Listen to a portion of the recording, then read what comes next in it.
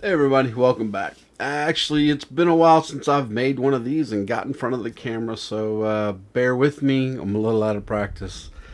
Reason why you really haven't seen anything from me in a while is due to the fact that I've been working a lot for my day job.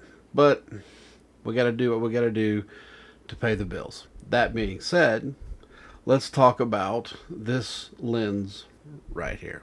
I'm going to talk about the Sirui, I can't pronounce it, Sirui or whatever. I've had some of their lenses before, great lenses. It was a real hassle to get this, but this is the 35mm Venus T2.9 Anamorphic.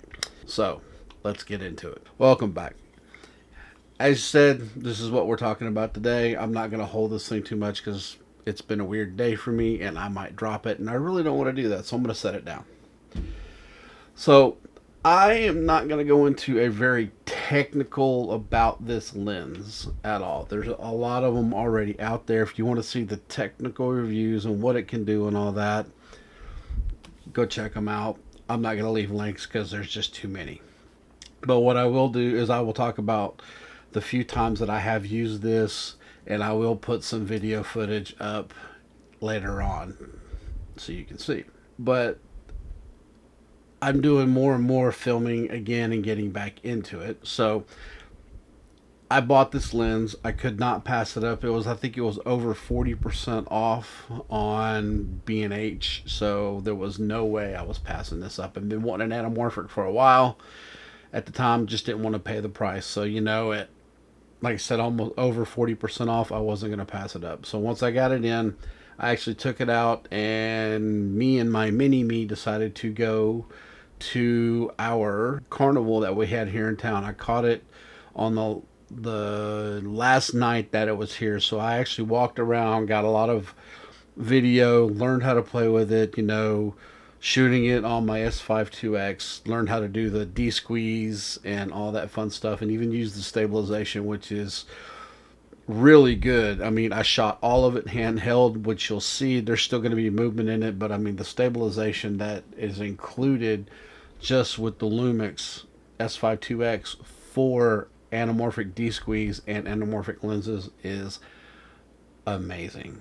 I can't say enough about this, but back to the lens. I really like its design. I mean, it's heavy, I think it's got 270. I don't know. I'm not for sure on the actual focus throw. I will say this, as far as what I've used it for and what I've able to capture out of it so far, I have not been disappointed one single bit at all. I highly recommend, if you want to get this lens, go out and get it. Watch your videos. I mean, I've been doing reviews and looking for this thing over 9 months now, just to make sure, because I'm not one to just pull the trigger, buy it, and not like a lens and then be stuck with it and then have to sell it and not get what I paid for it. I'm not a fan of wasting money. So what can you expect from this lens? Well, if you've owned any Sirui lenses already, then you know how good of a quality they are. I just wish that they would actually start producing more and more lenses for the L mount in just regular lens. I'm not sure. I haven't looked in a while to see exactly what they're doing, but I would like to see them do that. But I'm getting off topic. I mean, it's a T2.9. It goes from 2.9 to, I think, 16.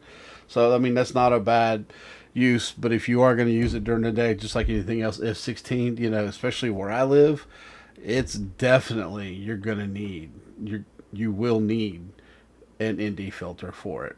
I wish I had more ND filters to go with it, but I think I've only got one right now. I might need a few more, but we'll see what happens. Other than that, I really don't have a whole lot else to say, so let's check out this video and we'll be right back.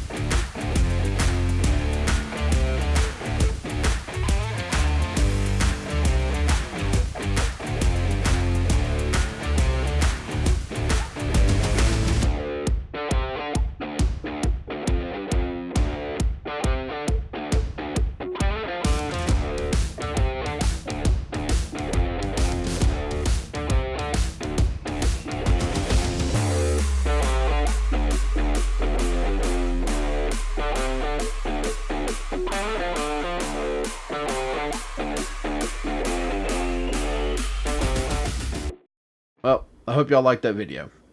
Didn't want to give you too much and too little, so I kind of kept it short but sweet.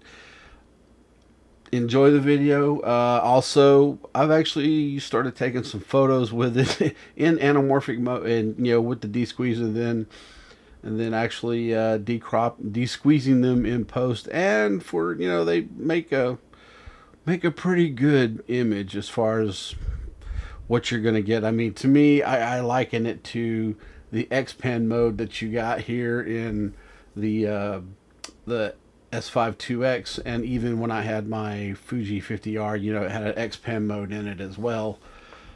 So, but in those two modes, what you're doing is you're shooting it in JPEG mode when you're baking it in that way. At least this way, you shoot it as an image and then de-squeeze it in post, and you still get it in its raw form. So, I mean, that is an upside. It's not what it's made for, but it's something that you can do on the photography side if you want to do something different, which doing different things when you get into a rut is how you grow. That is why I bought an anamorphic, to get out of being bored with shooting regular video. I wanted something different.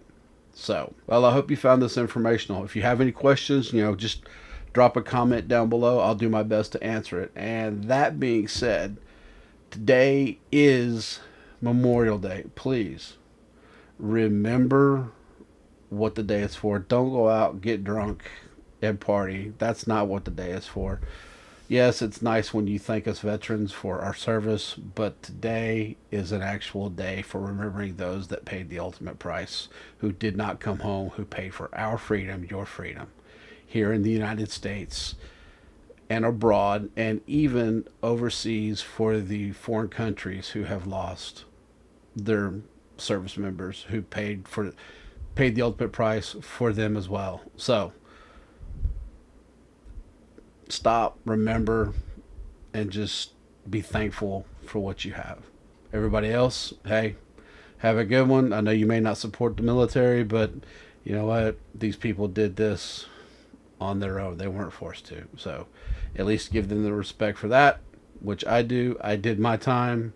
I'm not telling anybody else that. But other than that, everybody have a good day, and I'll catch y'all in the next one.